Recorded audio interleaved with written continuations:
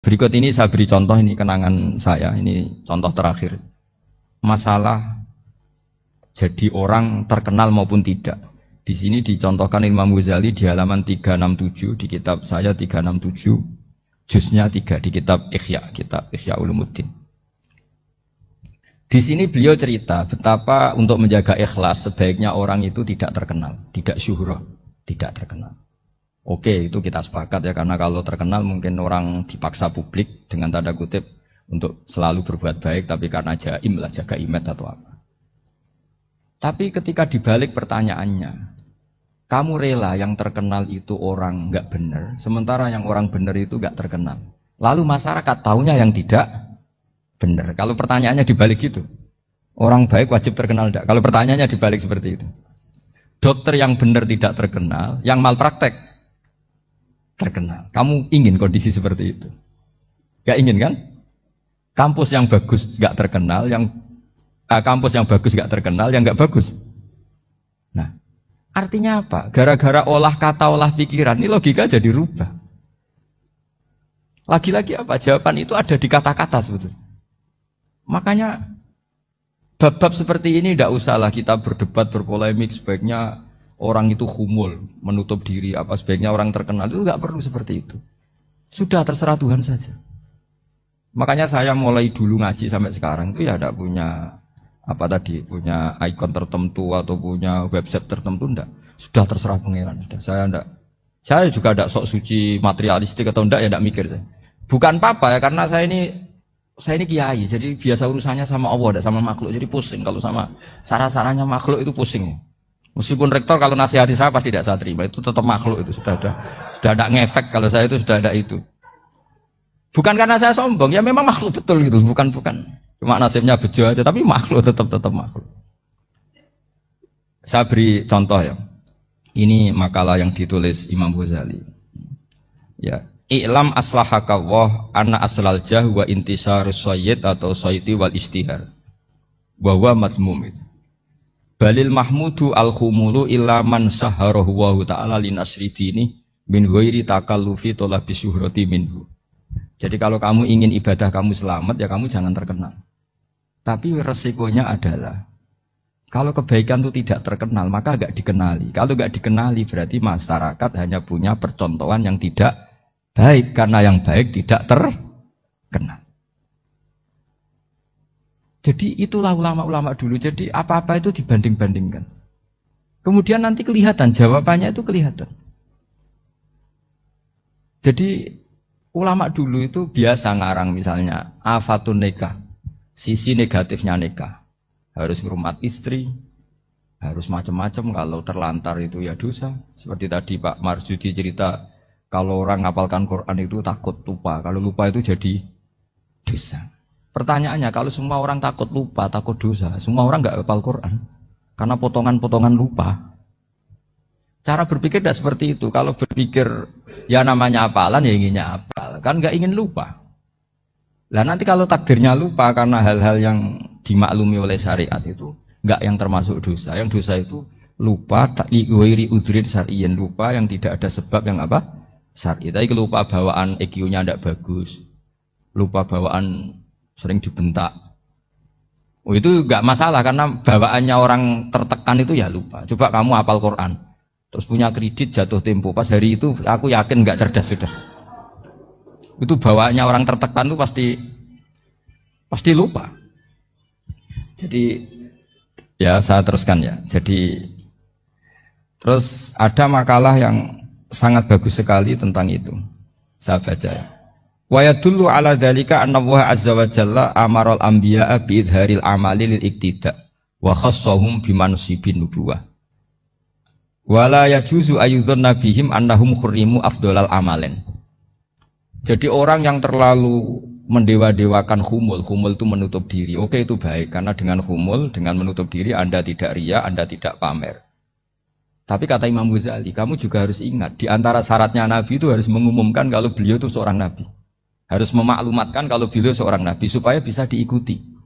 Caranya sholat harus diumumkan. Sehingga Nabi itu mengatakan harus jamaah. Karena dengan cara jamaah itu bisa shollu kama ra'aitumuni Usolli. Coba kalau Nabi sholatnya nggak diperlihatkan, kamu harus sholat yang benar. Caranya gimana ya Rasulullah? Itu rahasia. Bingung nggak kira-kira? Bingung nggak? Ya misalnya amal rahasia selalu lebih baik. Terus ada pertanyaan, Nabi ngendikan kamu sholat yang benar. Caranya gimana Nabi? Ya itu rahasia. Terus gimana coba? Tapi Nabi ngendikan apa? Shollu kama ra'aitumuni usolli. Ya sudah kamu sholat, niru saya sholat. Berarti Nabi sholatnya diperlihatkan apa disembunyikan? Diperlihatkan. Jadi begitu juga saya berkali-kali bilang, orang tahu kalau itu bidan ya berdasar tulisan itu bidan. Tahu kalau itu dokter gigi ya itu dokter gigi. Jangan sampai gara-gara tidak ada tulisan mau beli alat bangunan di dokter gigi. Mau periksa gigi di toko bangunan. Gara-gara apa? Nggak ada maklumat. Nah, di sini ulama-ulama selalu memaklumatkan dirinya.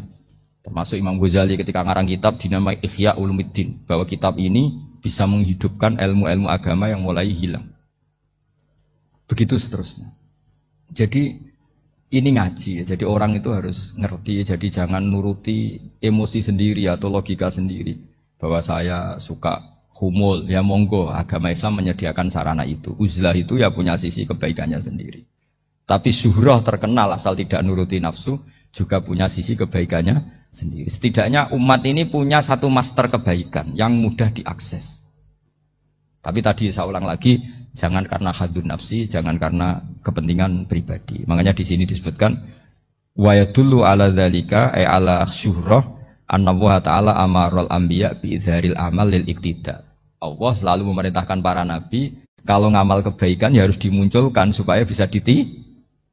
Yaitu tadi kita tidak bisa bayangkan kan kalau misalnya Nabi menyuruh kamu harus sholat yang benar, kemudian sholatnya Nabi sembunyi. Lalu ditanya, Nabi saya niru siapa? Wah itu rahasia, kamu nggak boleh lihat sholat saya takut tidak ikhlas. Ribet kan? Sehingga jamaah itu statusnya tetap harus. Nah bedanya harus ini ulama berpendapat harus yang apa? Fardu kifayah. Tapi fardu itu maknanya harus. Tapi bukan berarti kalau nggak jamaah sholatnya nggak sah, nggak. Tetap tapi statusnya jamaah tetap apa? Harus. Nah barokahnya harus ini orang yang baru sholatnya langsung benar karena ada yang diikutin. Coba kalau mantan dukun baru sholat terus sholat sendiri, itu mesti mirip mantra. Karena dia tidak ada master percontohannya. Tapi barokahnya ada master, orang paling bodoh pun kalau sholat ya benar, karena standar ada komandonya, ada imamnya. Sehingga Imam Ahmad malah berpikir keras, syarat sahnya sholat itu harus jamaah. Cara pikirannya Imam Ahmad keras sekali beliau. Jika kalau orang sholat sendiri kok ada orang lain yang maunya berjamaah harus bayar, orang itu harus bayar demi sahnya sholat. Itu madzhabnya Imam Ahmad. Tapi kalau madzhab Syafi'i hanya mengatakan itu fardu kifayah, yang kalau satu komunitas gak mau melakukan semuanya apa? Bisa. Ya jadi ini sebelum sesi ringan tanya jawab, hanya 2 saja tanyanya, nggak boleh banyak-banyak, nanti nggak pulang-pulang saya.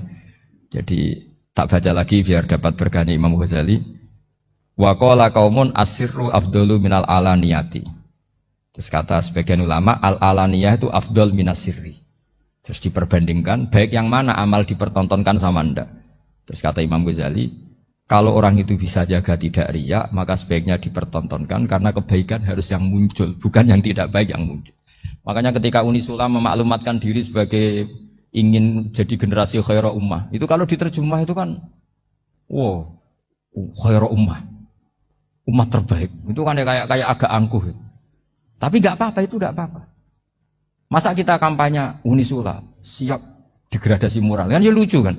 Masa jualan gitu kan ya lucu. Ya sudah, kita memang ingin mengkhidmati ummah, berbakti dengan umat, membantu supaya jadi generasi khairan apa? Ummah. Nggak apa-apa, dimaklumatkan supaya dengan itu umat punya sarana. Oh kalau ingin jadi khairan ummah, kuliah di sini. Jangan lalu enggak gitu. Ya sama kita dokter, maklumatkan saja dokter gigi, dokter kandungan, dokter bedah. Sehingga orang kalau mau bedah ya jangan ke dokter kandungan. Jadi barokahnya maklumat ya. Jadi saya mohon sekali ini, saya sendiri sebetulnya orang yang nggak siap terkenal sebetulnya, tapi ya sudah terserah Allah saja.